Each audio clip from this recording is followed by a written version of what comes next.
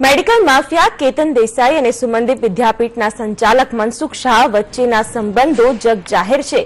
અગાઉ કેતન દેસાઈ એમસીઆઈનો પ્રમુખ હતો ત્યારે મનસુખ શાહે તેના હોદ્દાનો ભરપૂર ઉપયોગ કર્યો. એમસીઆઈને ભ્રષ્ટાચારનું સાધન બનાવી દેનાર કેતન દેસાઈ વર્ષ 2010માં સીબીઆઈના સાણસામાં આવી ગયો હતો. પંજાબની એક મેડિકલ કોલેજને મંજૂરી આપવા માટે કેતન દેસાઈ ₹2 કરોડની લાંચની માંગણી કરી હતી, જેમાં કેતન તરફથી લાંચ લેતા 2 એજન્ટોની સીબીઆઈએ ધરપકડ કરી હતી.